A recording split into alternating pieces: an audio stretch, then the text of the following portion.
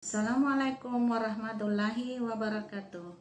Selamat bertemu kembali dalam demonstrasi kontekstual dalam pengambilan keputusan sebagai pemimpin pembelajaran. Inilah demonstrasi kontekstual saya. Selamat menyaksikan.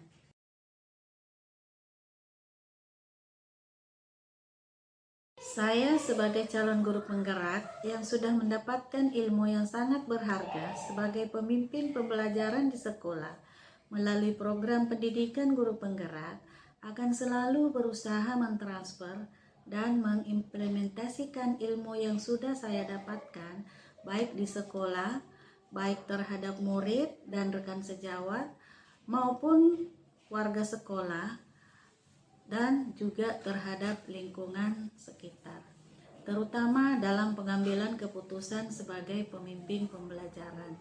Mengingat di sekolah maupun di lingkungan sekitar, seringkali kita dihadapkan pada situasi dilema etika atau bujukan moral yang memerlukan suatu keputusan yang efektif sesuai dengan nilai-nilai kebajikan yang kita yakini.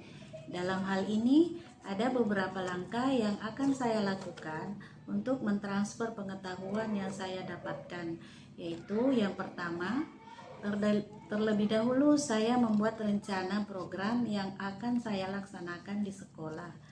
Yang kedua, mengadakan koordinasi dengan kepala sekolah mengenai program yang sudah saya susun.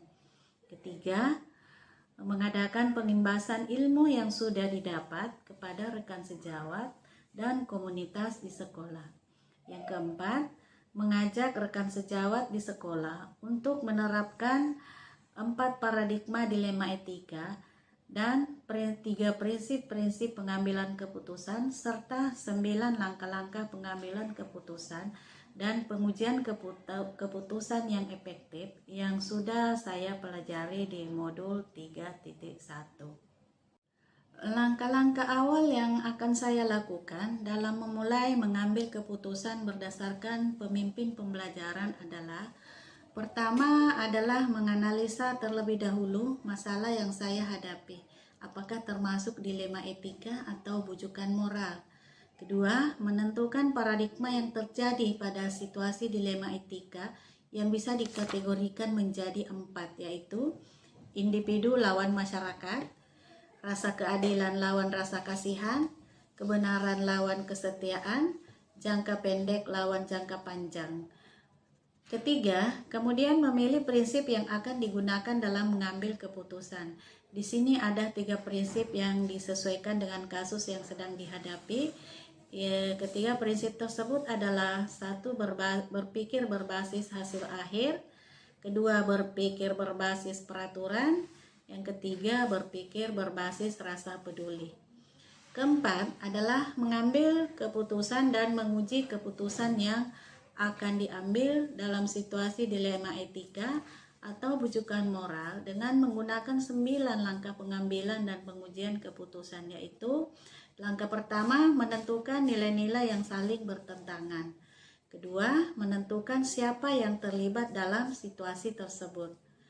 Kemudian yang ketiga, mengumpulkan fakta-fakta yang relevan dengan situasi tersebut. Keempat, mengadakan pengujian benar atau salah melalui uji legal, uji regulasi, standar profesional, uji intuisi, uji publikasi, uji panutan, atau idola. Kemudian kelima, pengujian paradigma benar lawan benar. Nah, di sini ada 4 kategori, yaitu individu lawan masyarakat, rasa keadilan lawan rasa kasihan, kebenaran lawan kesetiaan, jangka pendek lawan jangka panjang.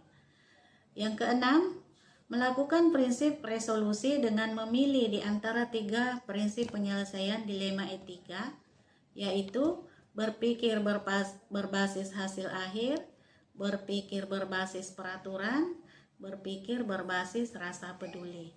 Yang ketujuh, investigasi opsi trilema. Kemudian yang kedelapan, membuat keputusan. Dan yang kesembilan adalah melihat lagi keputusan yang sudah diambil, kemudian merefleksikan. Saya akan menerapkan langkah-langkah pengambilan keputusan sebagai pemimpin pembelajaran ketika saya sendiri, murid, atau rekan sejawat sedang menghadapi dilema etika atau rujukan moral yang memerlukan pengambilan keputusan yang efektif.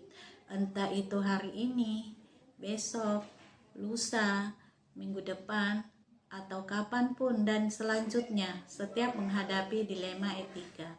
Dan saya akan mencoba menerapkan 4 paradigma dilema etika pada setiap situasi yang sedang dihadapi, 3 prinsip pengambilan keputusan, dan 9 langkah pengambilan dan pengujian keputusan, sehingga keputusan saya sebagai pemimpin pembelajaran dapat dipertanggungjawabkan dan tidak merugikan pihak-pihak lain. Karena saya masih dalam tahap belajar, maka dalam pengambilan keputusan sebagai pemimpin pembelajaran, saya masih memerlukan bantuan dan arahan dari rekan sesama CGP di sekolah saya yang sudah sama-sama mendapatkan ilmunya, rekan sejawat, dan juga kepala sekolah sebagai panutan saya di sekolah, serta anggota komunitas praktisi yang ada di sekolah untuk berkolaborasi dan berdiskusi dalam mengambil keputusan yang efektif dan bertanggung jawab. Terima kasih. Salam guru penggerak. Wassalamualaikum warahmatullahi wabarakatuh.